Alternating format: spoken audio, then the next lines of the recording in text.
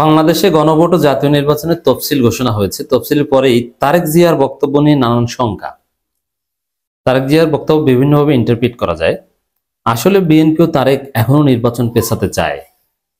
তার বক্তব্য থেকে, আচার আচরণ থেকে এটা প্রমাণিত হয়। এই জন্যে বিএনপি, তারেক, এদের সবার প্রতি ডক্টর ইউনূস সরকার, নির্বাচন কমিশন এবং জনগণকে সজাগ দৃষ্টি রাখতে হবে যে তারা কোনোভাবে নির্বাচন পেছাতে না পারে। এখন বিএনপি, আওয়ামী লীগ, তারেক রহমান এরা নির্বাচন বিরোধী শক্তি। তো দর্শক, তফসিল হয়েছে, বুকে পাথর চাপা দিয়ে বিএনপি তফসিল মেনে নিয়েছে। কাষ্ঠ হাসি, হাসি নাই, শুকনো মুখে আনন্দ মিছিলও করেছে ঢাকা বিশ্ববিদ্যালয়ের ছাত্রদল, অল্প কয়েকটা ছেলেপেলে নিয়ে, কারণ তাদের তো এখন কর্মীও খুঁজে পাওয়া যায় না। যারা মিছিল করেছে তারা কেউই ছাত্র না, আমার বন্ধু বান্ধব, আবার বাচ্চা অনেক বড়, পড়াশোনা চলছে। তো সেখানে আমার বড় ভাইরা ঢাকা বিশ্ববিদ্যালয়ে মিছিল করে, তাহলে বুঝেন এরা কেমন ছাত্র। হোয়াটএভার। তো এই পরিস্থিতিতে তফসিল ঘোষণার পর তারেক রহমানের যে বক্তব্যটা গণমাধ্যমে এসেছে, যদি বক্তব্যটা দিয়েছেন হয়তো বা তফসিল ঘোষণার কিছুক্ষণ আগে, কিন্তু তারেক রহমান তো জানতেন যে তফসিল হচ্ছে, এটা নিশ্চিত। কি বলেছে তার আগে সহজে এটা বুঝেন, তিনি দেশে আসছেন না, আবার বিএনপি নির্বাচনের প্রস্তুতিও নিচ্ছে না। বলছেন তারেক রহমান যে প্রস্তুতি নিতে হবে, ঝাঁপিয়ে পড়তে হবে, কিন্তু কোনো প্রস্তুতি নাই, কার্যকর কোনো প্রস্তুতি নেই। নির্বাচনী মাঠে বিএনপি সক্রিয় কোনো কার্যক্রম নাই। বিএনপি সে 31 দফা নিয়ে 2-1টা প্রোগ্রাম করে ছোটখাটো, কিন্তু নির্বাচনী কার্যক্রম বলতে যা বোঝায় এটা দৃশ্যমান না। এই জায়গায় দর্শক, এটাই তো সন্দেহজনক যে আসলে বিএনপি তারেক রহমান নির্বাচন চায় কিনা। যদি চাইতো তাহলে তারেক রহমান দেশে আসতো, যদি চাইতো তারেক রহমানকে বাদ দিয়ে হলেও অন্য কারণ নেতা মেনে নির্বাচনী প্রচারণা ঝাঁপিয়ে পড়তো। আমরা কিছুই দেখছি না। এর মানে তারা নির্বাচন পেছাতে চায়, এই ধান্দা আছে। এখন আমি বলছি বারবার বিভিন্ন আলোচনায়, কিন্তু আপনারা দেখবেন এই বিষয়টা দৃশ্যমান হবে। আজকে আমি দায়ী করছি, সন্দেহ করছি, আপনারা সবাই সন্দেহ না, সরাসরি বলবেন যে হ্যাঁ বিএনপি এটা করতে যাচ্ছে। Just wait and see. নির্বাচন যত সহজ ভাবা হচ্ছে তত সহজ হবে না তারেক রহমান। এটার কয়েকটা দিক। একটা হচ্ছে যে জামাত এখন শক্তিশালী প্রতিদ্বন্দ্বী, এটা এই একদিক থেকে নির্বাচন কঠিন হবে, সহজে জেতা যাবে না। আর একটা দিক হচ্ছে যে তফসিল ঘোষণা করেছেন আর নির্বাচন হয়ে যাবে ওই অনুযায়ী তা না। আমি তো দেশে নাই, বিএনপির নেতা নাই, প্রস্তুতি নিতে সময় দেন নাই, এইভাবে নির্বাচন হবে না, আরো সময় দিতে হবে, পুনঃ তফসিল করতে হবে, পেছাতে চাই। এটাও একটা ব্যাখ্যা হতে পারে। নির্বাচন যত সহজ ভাবা হচ্ছে তত সহজ হবে না। আর বিএনপি মধ্যে মিডিয়াগুলো তারেক রহমান এই বক্তব্যটা দিয়েই, মানে এইটা দিয়েই শিরোনাম করছে, যাতে নির্বাচনের বিরুদ্ধে একটা বার্তা জনগণের কাছে চলে যায়। আবার বিএনপির লোকজন প্রশ্ন তুলছে যে 12 ফেব্রুয়ারি কেন, 12 ফেব্রুয়ারি কি, এভাবে কোশ্চেন করছে।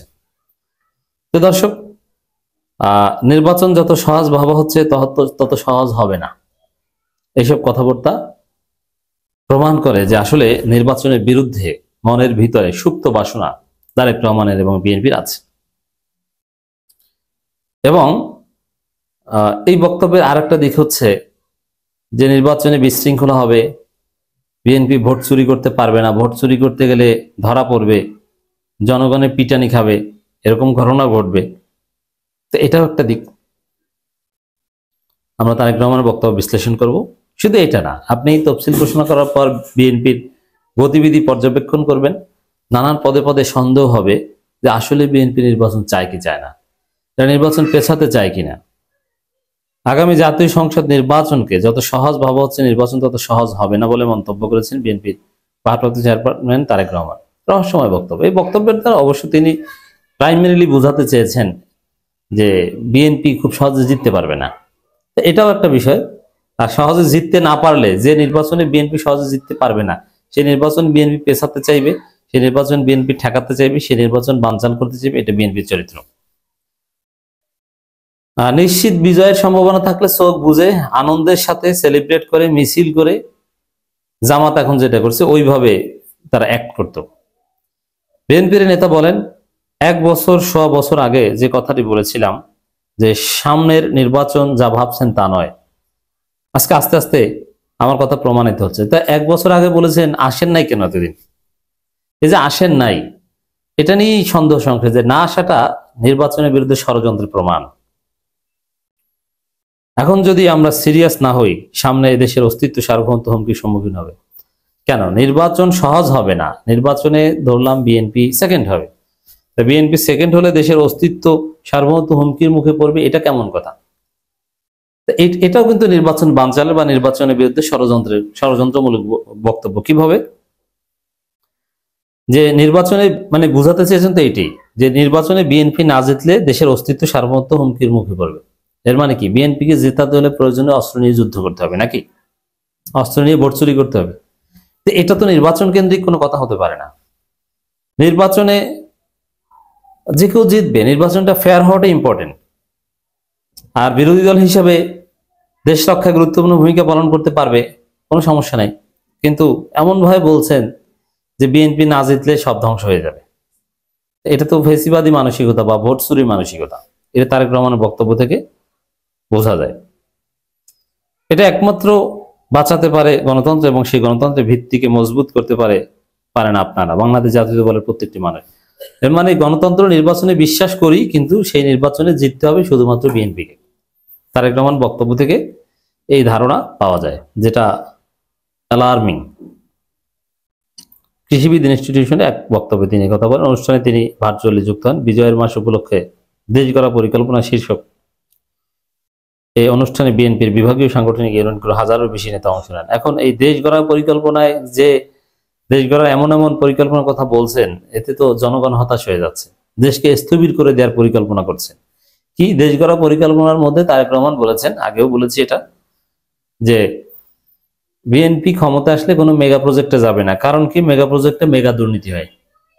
এর মানে বাংলাদেশে দরকার, বাংলাদেশকে যদি আমরা বুস্ট আপ করতে চাই, অনেক বড় বড় মেগা প্রজেক্ট দরকার। সেকেন্ড পদ্মা সেতু দরকার, ভোলা বরিশাল সেতু দরকার, 6 লেনের রাস্তা দরকার অনেকগুলো বাংলাদেশে, যেগুলো মেগা প্রজেক্ট। রূপপুর পদ্মা সেতু ওই টাইপের মেগা প্রজেক্ট। সেগুলো আপনারা করবেন না, তাহলে কি করবেন? বাংলাদেশকে গরিব বানাবেন, স্থবির করে দিবেন, মাথা ব্যথা মাথা কেটে ফেলবেন। এই হচ্ছে তাদের দেশ গড়া পরিকল্পনা। কিভাবে দেশ গড়বে? অতএব যারা মেগা প্রজেক্টে বিশ্বাস করে না, বাংলাদেশকে গরিব বানিয়ে খয়রাতি বানিয়ে রাখতে চায়, এদেরকে ভোট দিবেন না। ওই চাপা রাস্তায় চলতে হবে। কারণ 200 কিলোমিটার 300 কিলোমিটার রাস্তা যদি আপনাকে 6 লেন বানাতে হয়, তাহলে ওটা পদ্মা সেতুর চাইতে বেশি খরচ। এটা বিরাট মেগা প্রজেক্ট, বুঝতে পারছেন? অনুষ্ঠানে তারেক রহমান বলেন, বিএনপির পরিকল্পনাগুলো জানাতে মানুষের দুয়ারে দুয়ারে যেতে হবে। যে বলেন যে আমরা মেগা প্রজেক্ট করবো না, বড় রাস্তা ব্রিজ করবো না, এটা বলেন, তো নিশ্চয়ই মানুষ বিএনপিকে রাষ্ট্র পরিচালনার সুযোগ দিবে না? যেতে পারবে না তো। এমন ক্রাইসিসে পড়েছে যে মানুষের দ্বারে দ্বারে গেলেই মানুষ ঘর থেকে টিচ করবে চাঁদাবাজ। যে অবস্থা করেছে, আপনার 210 জনের মতো একটা তথ্য পেলাম যে নিজেরা নিজেদেরকে হত্যা করেছেন 5 আগস্টের পর। তো মানুষের কাছে ভোট দিতে যাবেন, ভোট চাইতে যাবেন কিভাবে? আপনাদের তো ভোট চাওয়ার মতো পরিবেশ নাই।